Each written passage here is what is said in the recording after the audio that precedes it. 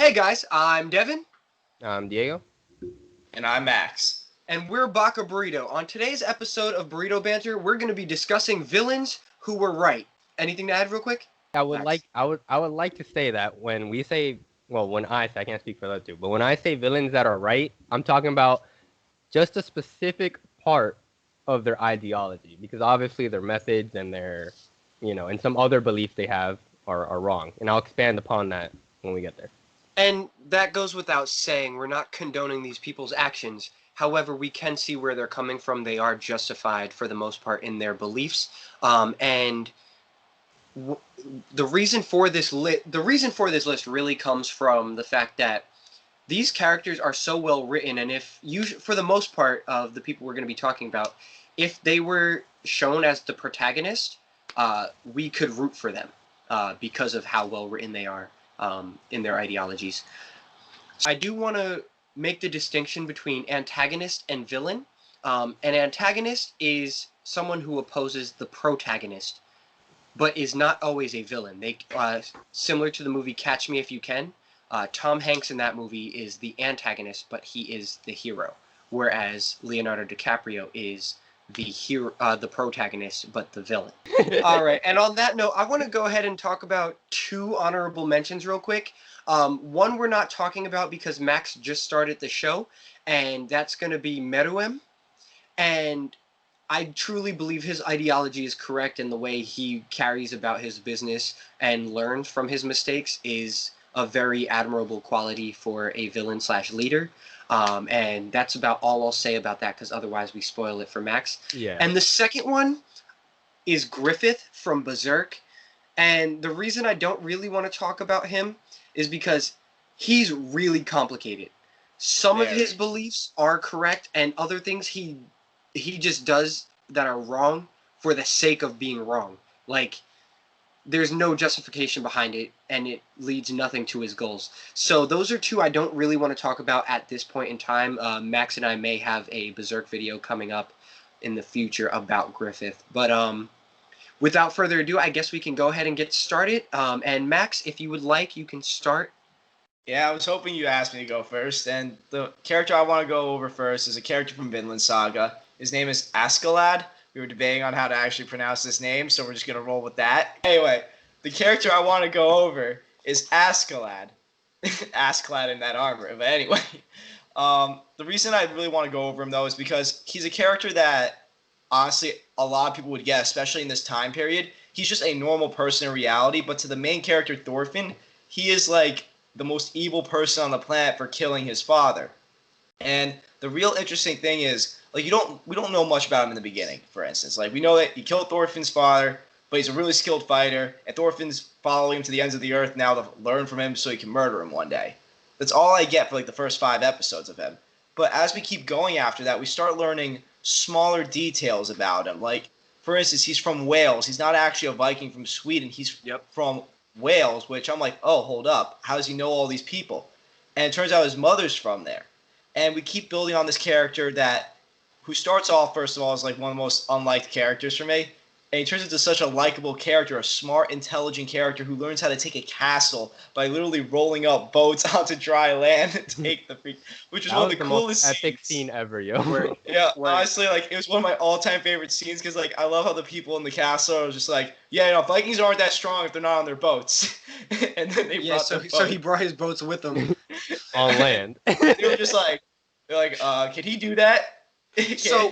So my question for you is, can you explain his philosophy? Like, what makes him?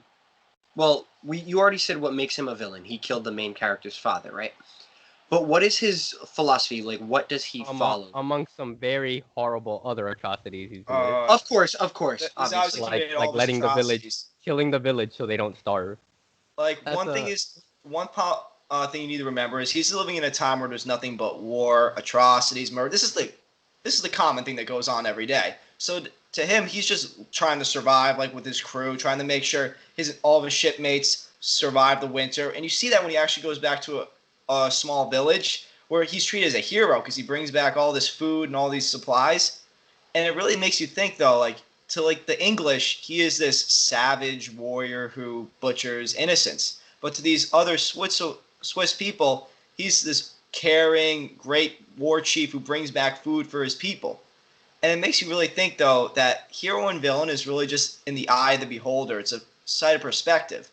Yep. And I thought that was really cool. But the one thing that really gets me interested in this character, though, is when I find out his heritage later on. And I guess a little bit of a spoiler warning here. If you haven't watched Vinland Saga, go watch Vinland Saga first, then come back Read here. it.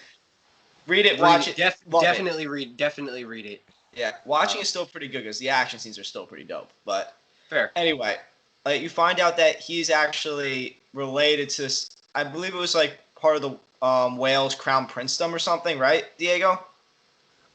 He was related to, I think, King Like a Arthur second- or Alexander or something like that. No, he was a second cousin or something of like his mother was like the aunt or something of the King of Wales at the time. I thought- think King Arthur's later on. I thought the King Arthur thing was like a myth about him, like Yeah. like one of those wartime. Well, he type- believed it. Oh, Yeah, he gotcha. believed, Okay. pretty much they Well, he believed that he believed all of it, that he was inheritor of like this hero's bloodline. And Gotcha. it's really interesting though because you just see him go through like all this struggle, this identity crisis throughout the show. Like, is he Welsh? Is he a Viking? And it turns out that he hates Vikings, his entire crew, and then ends up actually killing the Viking, the king of the Vikings, whatever his face is, Cuckoo for Cocoa Puffs, man. But he becomes a hero all of a sudden now to the English and the Welsh and the people of Wales because he kills this Viking king, this Viking chief, this mighty warrior. Not so much. Would It's it kind would of it be alright if I just explain it just a little bit better for the people who? Yeah, go because you read it more recently than me, so. Well, what Askeladd does is because he's from Wales and he hates the Vikings, the king threatens Askeladd by threatening war on Wales, and so Askeladd does what anyone from Wales would do and just kills the king right there. So they have no choice but to hire a new king who doesn't want to take over Wales. And It's not even higher. It's just like the other guy was there, and it was just like, look at me, I am the king now. Essentially, is what happened. But, and he was heroic because if not for Askeladd, he would have the Vikings would have taken over Wales, and a lot of pillaging, murder, and rape would have happened. Yeah, and it's interesting though, because then it goes to the other perspective all of a sudden. Now to the Vikings, he's this great villain now all of a sudden, and to the people of Wales, he's a great hero. And it really brings in that idea of perspective once again. And to me, like what I really like about this series just in general is there are no heroes and villains. There are just human beings fighting it out like they've always had for hundreds of years. I And agree. everybody thinks everybody's a hero or a villain, and it's all perspective. And it just makes that really cool, and I feel like that's a great way to start off this topic, especially Alright. with the ambiguity of all this. Yeah. Yeah. And I think it looks like Diego actually wants to go next because he got Yeah. mad hype about that sentence. Oh. Okay, so I guess my villain that was right would be Stain from My Hero Academia. And I would say this was such a great addition to My Hero Academia. I feel like this Stain arc was the arc, at least for me, where I was like, okay, My Hero Academia is not just a standard shonen. He's not just For doing sure. this. You know, this is complex, you know, because when we're introduced to the hero system, we're all like, oh, this is so great, this is cool, it's awesome, you know, we're like Deku in a sense. But Stain shows us how horrible it could be, you know, where it's like popularity matters and people are doing it for money and fame, and they're not being heroes for the sake of being heroes, which is such a great philosophy. Now his methods of killing people, that's, you know, I think it's also really cool to note that the scene he's introduced, he has two introduction scenes, right? The first scene where we see him doing anything is actually right after they ask Uraraka why she wants to become a hero, and she immediately says it's for money. And then the next scene we see is Shigaraki inviting Stain, and then he's talking about the heroes' motives and stuff being fraudulent and making them false heroes, and then Ida is immediately going out for revenge. So, and this is You right, know, like, honestly, the thing is the way that Stain's ideology plays on not every other character, but like a lot of the main casts, works so well because for Deku, it lets us know that Deku is the type of hero that Stain, likes. And then, people like Uraraka and Ida, when they're doing stuff, he thinks it's for the wrong reason. And I would say it's almost right because if you're going to be a hero, if you're going to be out there risking your life, if you're going to be out there, if people are depending on you, the reason should be to save them, not because a paycheck and not because of Yo, because it's low key crazy though, cause he calls Endeavor like the worst hero, but like I said a couple weeks back when he came up, Endeavor has the highest amount of saves from any pro hero. So to us or to the main public, like that would just make Endeavor one of the best heroes. He is the number 2 hero, and then retroactively the number 1 hero, and for this air quote nobody, this nobody villain to call him the worst hero and to call him out like that really speaks volumes because we had just found out that Endeavor literally abused his family to have strong kids. Like there's some validity to what he's saying, and it's and it's so great that he can that he's like, I don't want to say likes All Might. I want to say he supports All Might. Mhm. It's so great that he supports. does have a weird admiration for All Might. Yeah, that's what it is. Admiration. Yeah, he has an admiration for All Might, which is it gives us like a peep into, oh, he might not actually be all wrong. Yeah. Obviously what he's saying, there's some truth to it, and it was and it's good. I just love it. I love that villain. He was right. No, I His definitely methods agree. are wrong. His methods are wrong. He definitely shouldn't have killed people, but the hero system should be more. What you're saying? He should have clapped Ida's brother. I think he should have clapped Ida. But Character development. Here's this is why his methods of killing people are wrong. That Because was- what did Ida do? He changed. well, that's the thing, because He learned. Stain even gave him a chance to run away. Oh, he did. I don't Stain, remember. Yeah, he was like, get out. because when when Ida pulled up and Stain was in the middle of clapping up Native, that was the Native American hero that he was beating up. When he was clapping up Native and about to kill him, Ida was like, "You killed you injured my brother," and he was like, "Your brother wasn't a real hero." And he's like, "Get lost, kid." He literally gave him a chance to get away. And then when Ida was like, "No, I'm a hero for justice," and he was like, "What is justice?" And he said, "I'm gonna kill you." That's when Stain went, "Nah, you messed up." Yeah. He gave him one chance, and the second he said his motive was revenge, he was like, "You're not a real hero." Yeah. But in the senses where his methods are wrong is Ida could become a real hero. Yeah. Same with Endeavor even Endeavor recently in the manga, he's becoming a real hero And in Stain's eyes. But the thing about Endeavor, I still argue he was all like, this is where it's both I agree and disagree with Stain. I would argue Endeavor has always been a hero. Again, he has saved the most people, and he's not doing it for the money. He's doing it for his pride, sure, but the numbers don't lie. Analytically, he is the best hero. yeah, but it would be so much better if he saved all those people. And Just was a to good save them. person. Yeah, exactly. Absolutely. I agree. Which is, it's actually kind of funny how we would say that Endeavor's methods, or not methods, more like his Style. his reasoning for saving all those people is wrong, but yet Stain's reasoning for killing all those people is right. It's like such an interesting balance between, it's Yeah, I definitely agree with that. it's just a good Shout parallel. out to all Endeavor, around. though. Never giving up. Always trying to get to All Might, no matter what. Taking some rocks and sticks and trying to build a bridge. I mean, this man even shot All for One, so Word. it can't be that bad. And he gave All Might a speech. What? Yeah. Yo, he gave Well, All Might a speech and shot All for One. Whew. All right. That's All right, well, more on than that almost note- that's more than anybody else did. Facts. On Uh, that note, Devin, you wanna Yep. start with yours? So the first one I'm gonna talk about today is actually Lord Genome from Gurren Lagann. And I think he's actually a pretty interesting character because in the first 10 to 12 episodes of Gurren Lagann, I think it's 10. Um, sorry. We see Lord Genome as the Spiral King, who's just there to oppress humans, and controlling the Beastmen to do it, and forcing the humans to live underground. But later on in the series, we come to find out that Lord Genome was keeping the humans oppressed and controlling their population because the anti-spiral was a force that said once the human population hits 1 million, they would come down and destroy the planet.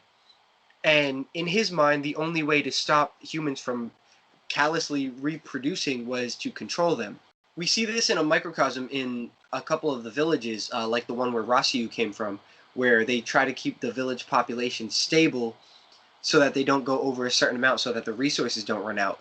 Except this is on a bigger level because Lord Genome, who comes from the original humans, his original race, they all died. He was the last warrior from the original humans, and he wanted to prevent that for the planet. The issue comes where he was, bored and just keeping the rest of the humans underground under their foot, and if anyone came to the surface, he had them murdered on sight. You know? Like any benevolent ruler. He said like any benevolent. So like everyone on this list, his methods were bad, but Of his course. reasoning was sound. Exactly. And this really comes into fruition because if it wasn't for Simone and his group of friends and this show being the way it is, or like with the themes that it has, if this was a darker anime, he would have been right 100%, and the world would have ended. You know, like it really comes down to the fact that like Rasiu also, I'm gonna put them in the same boat because they did ultimately want the same thing. They wanted the preservation of humankind, and all of these people fighting fate, and he's out here like, last time we tried to fight fate, we lost. I don't want to lose again. Wasn't even like an LL. It was. Yeah. It that really was. it was bad. Like I said, his entire race was wiped out. It was just him. And all the other spiral races that we never get to see. And then we even see that if it wasn't for Daiguren, the robot, humans would have had nothing to fight the anti-spiral. They come back and they're completely stronger than all of these updated models of robots. They're completely washing them. Until Simon goes into Daiguren, there's literally nothing anyone can do against them. So what came first, the spiral or the anti-spiral? Am I spiraling right now, perhaps? From what I understand, anti-spiral is a negative energy that comes about in opposition to spiral. So since spiral is constantly expanding, anti-spiral is there to control it. But yeah, it's to promote balance in a show that doesn't care about balance. Like I said, the power system is so balanced. This is a show where they had a naked galaxy-sized fist fight, essentially. And it was awesome. Okay. It was awesome. Okay. Okay, Max, for your next one? My next one is from an anime that everybody loves, and we're probably going to get a lot of people who are going to be like screaming yes to the heavens. Is an anime called Full Metal Alchemist, more specifically the character Scar. Anybody who wants to argue, put a comment down. We'll have a discussion on this.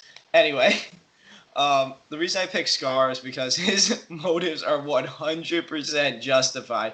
This man watches entire people not just get murdered, but sacrificed later on to find out they got sacrificed to be turned into the Philosopher's Stone.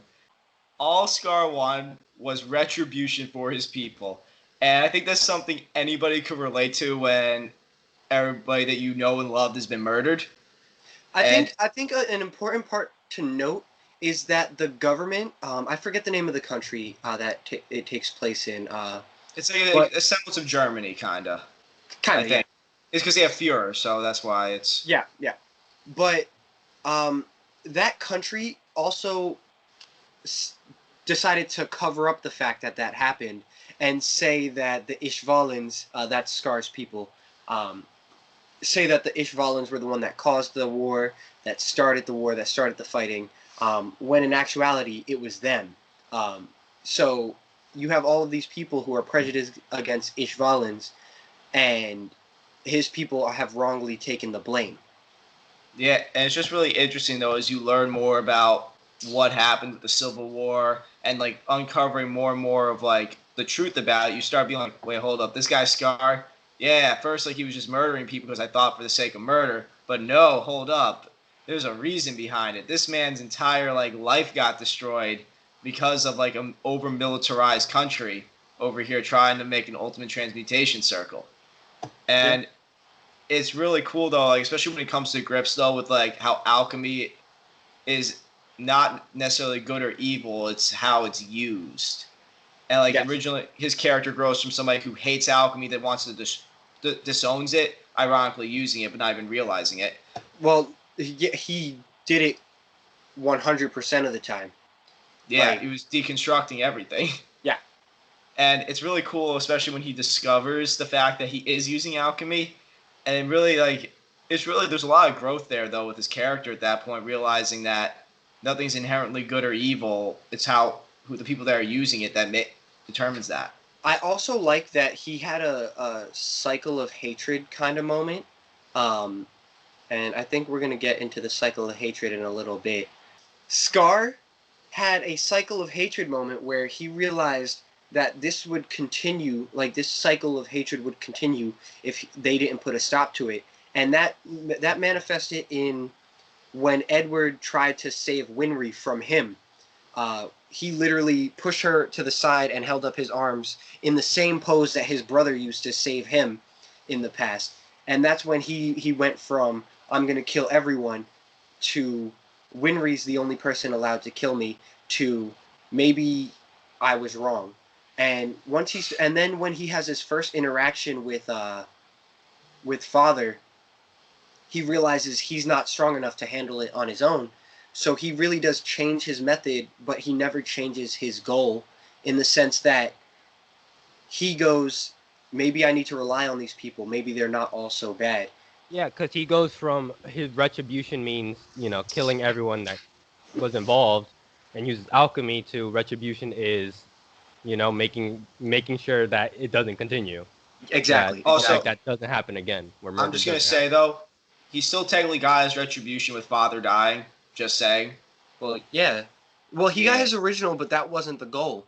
No, it Um, wasn't. But like that, he was the father was the whole reason this whole thing ever happened to begin with. So I'm just and gonna say revenge does work sometimes. the one thing I will say about him that's also pretty interesting is that in Ishval, his home country, names are sacred, and he disowned it in the beginning, and we get teased that he has one at about the midway point of the show, and then at the end when he meets the half Ishvalan guy, he decides to continue being nameless, because as a form of retribution for the acts that he's done. So his goal changes from religious and racial retribution to personal retribution because he does still hold himself accountable for the wrong that he did in the past. So he's really a villain that you can really vibe with, that you really understand that he acknowledges the wrong he's done and has learned from it. And you can pretty much agree with him at every step of the way, even when he is wrong. But he is right most of the time. I agree. I found myself agreeing. Most of the Yeah. time when I'm watching him, I'm just like, you know what? I'm about it. Go ahead, go kill all those alchemists. They definitely deserve it. Yeah, every time like you be doing something, I'm like, I can't necessarily say you're wrong about this. So you know what? You keep doing you until you find your way. All right, and on that note, we're gonna go ahead and get to Diego's second. Okay, so my second character, or my second villain, is Kita, or Light Yagami from Death Note. And I guess the reason why I would say he's right, not specifically in morality or even in his justice, but just his logic. His logic was perfectly sound, which was if I kill criminals, people will stop being criminals. And even in the show, you can see that it was very effective. In season 2, you see it very effective. Everyone's Yeah, the crime rate has gone down. What was it? Was it like 80? It was some ridiculous bro. number. The crime rate went down to like 13%. Like he Yeah. got it. He got it under 20%. It was absurd. Yeah, it was so he was right in the sense that what he was doing was accomplishing what he wanted, which was a more peaceful world. But obviously he did it in a horrible way. Exactly, You know? because he did even kill innocent people. So that Yeah. I think that's where he would be wrong. Like when he made that woman commit suicide. I forget what her name was, but that scene where he's gloating at the fact that she'll never be heard from again was ridiculous. I was like, whoa, and that was season 1.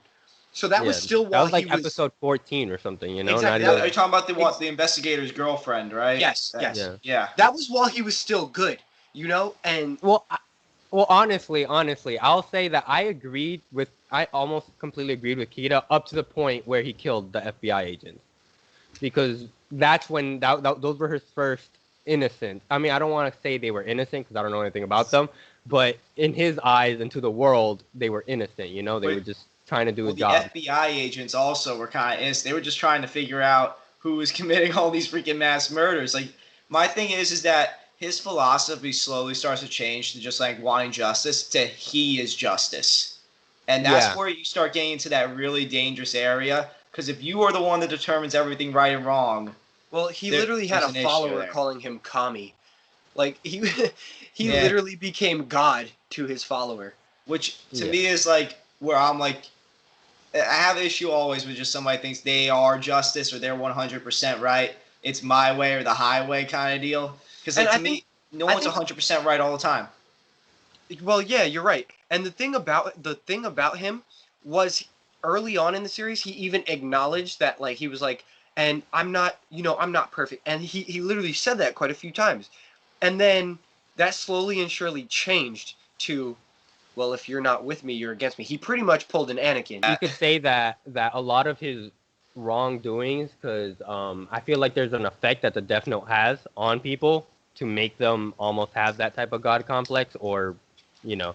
Well, to be Well, fair, you could literally there- kill anybody. There is that quote. Well, you can't kill anyone. You can't kill babies or children under 4. It's one of the Yeah. rules of the Death Note. Yeah. Well, essentially, almost anybody with a But- cohesive thought.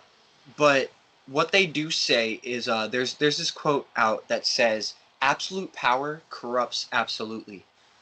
So, and I actually think that quote perfectly summarizes Death Note, because they did give him absolute power, and he had a just goal. He wanted to rid the world of criminals and create a peaceful world. And in that goal, that is a just goal. I think that is one of the best things you can strive for, truthfully. But in that goal, he lost himself by all of that power going to his head, going to his soul, where he decided that only he could be right, only he could decide. Yeah, and the I one mean, well, not only he, because he had his follower Mhm. do some killing for him, and it's actually interesting to say because, yeah, he was evil and he was, if you're not with me, you're against me. But his follower was even worse than him because he wanted His- to kill lazy people. Yes. He wanted yes. to kill people that were just lazy. Yeah, and it's just So, yeah. the one thing that's overall that's I find amazing though is when you see how L like talks about it, he's just like he can't fathom this concept of using the Death Note and killing people at first, but then realizes if he probably had it, what end up happening with him too. But And then it goes to show, he says that he's the only person that can do it. That's when he was wrong, although he was probably the most effective person to do it. But I'd agree with that. that's where the wrong mentality of I am judge and executioner. yeah, But- and one other thing I do want to mention though about those, the one interesting thing is as he starts getting this god complex and starts thinking he's invincible, that's where ultimately his downfall does come, because the fact he thinks he can control he's not even the one that messed up. I know it's his follower that messed up. Well, he did mess up in the sense that he responded to the name Kami. Yeah. 2, he didn't correct that man. None of the 40 times he called him Kami in like 2 sentences. This man was like Kami, Kami, Kami, Kami, Kami, Kami. I was like, bruh. It's Well, just not calm only down. that, not only that, but also in like the second episode when he tried to kill L, who was an innocent investigator. You know what I'm That's saying? when I knew. I'm like, If he didn't have that God complex, that I am Yeah. justice complex, he would have just let that dude go, and then L would have had no way of getting to Kita. Yeah. My So- biggest thing though also is like if he knew he was justice and he was doing everything he's right, like what's so bad about getting caught then, buddy? What do you think's gonna happen if you get caught? Well, no, that's not true. Even if you kill murderers, you go to jail. I know, but I'm saying though, like the fact that he thinks he's justice or whatever thing, and then can kill whoever tries to get in his way, is where I start having issues though overall with like He's right in his philosophy, but wrong in the terms of moral ambiguity of the entire universe. Yeah, I completely agree with Max. If it wasn't for his God complex and his ego, he probably would have been. I would be able to say he's 100% right. Fair, absolutely. I can agree with that. So I guess that moves us on to the last one that we're going to be talking about today. So since I mentioned it with Scar, I'm actually going to go ahead and talk about Pain from Naruto. Because I mentioned the cycle of hatred, how can we not have Mr. What About My Family? Honestly, his monologue is excellent when he says, when Naruto says, I'll kill you, and Pain literally looks at him and says, what about my friends? What about my family? What about my loved ones? Honestly, I would love to. The reason why Pain fits so well into this conversation is because, I mean, correct me if I'm wrong, but that might be one of the only times where the main villain says something and then the main character goes, "You're right." Well, you know? well, that's the thing. Pain has his whole monologue, and then he asks him. He literally says, so what would you do to end the cycle of hatred? And Naruto literally sits there with an angry, sad look on his face, looks to the side and says, I don't know. Yeah. Because he truly doesn't know. There isn't an answer. And that's even in real life. There is no answer to that question. The best you can do is try. But like, if someone hurts your loved one, you want justice, you want retribution, you want some kind of resolution. And Pain literally comes, or sorry, I'll call him Nagato for right now. Nagato literally grew up in a village that was ravaged by war because it was caught in the middle of the bigger nations, and so they used it as their fighting ground. And his organization saved this village. The Hidden Rain village didn't start having any kind of structure until the Akatsuki took power. And he saved the Rain village from Hanzo, areas, no, not Mifune. No, it was Hanzo. The poison salamander guy. Him. Who was using his corrupt power to have wars with the samurai in their village, and he was trying to blackmail and assassinate people. No, I actually forget. So can you correct me, Devin? If you know, Sure. But is Pain's goal also infinite Tsukuyomi, or was No. it just the Tente? No, so Pain's goal was actually to control all of the tailed beasts and have them at the leisure of the Akatsuki. And that way he could hold the world at bay by saying, if you guys Go to war? if you guys go to war, we'll bomb you, essentially. It's like having 9 nuclear warheads. Yeah. And so if he, in the Ghetto Mazo, yes, he was being manipulated, but he didn't know that. Well, technically 10, because Kisame was also part of the Akatsuki. Well, that's the thing. He had 9 of the most dangerous ninja, some of the strongest ninja in that world, alongside 9-tailed beasts. Who could stand against him? Yeah. And would he be wrong to tell people to stop fighting? So. And that's the thing. Sure, they're like, oh, well, you're giving nuclear warheads to criminals. I mean, criminals already have nuclear warheads. We see time and time again that the Kage are corrupt. You have Gonzo as one of the leaders of the Leaf organization. He's corrupt to all hell. He caused the Uchiha massacre. You have the third who just sit by and let that happen. Truthfully, I think the only non-corrupt Kage that we see at all are Gaara, the first, and the fourth. But there were problems during the fourth. But it's interesting. It's interesting you brought that up, that you would call Tobirama and the third like criminals, because we were having this conversation off stream, I think. But but if the Akatsuki did win, they wouldn't be criminals. They'd be the justice. So yeah. So in a sense, then they could rewrite it. Yeah, exactly. So in a sense, Pain was right. He just wasn't. He just didn't win. No, he didn't win. Well, first of all, he didn't die. He killed himself to bring back the people he had killed, because he decided to put his faith in Naruto. Literally, at the end of that fight, he's not proven wrong at all. He decides to put his faith in Naruto like his late master. Superbly written. I want to say superbly written. I was tearing up during that scene. And then the scene afterwards when the whole village starts accepting Naruto. Oh, man. When they throw him in the air. Yo, that was. I listen. I kind of had a problem with Sakura punching him though, but you know. Everybody got a problem with Sakura. Literally though, everything Sakura does is a problem. Trust me. Word. Go on. I think a good example of how Pain was right is actually proven in another character who's more of a mainstay, and that's going to be Sasuke. Um, Sasuke is pretty much the physical embodiment of the cycle of hatred. The village made his brother killed his whole family. He was his brother pretty much forced him to hate him so that he went after him to kill him.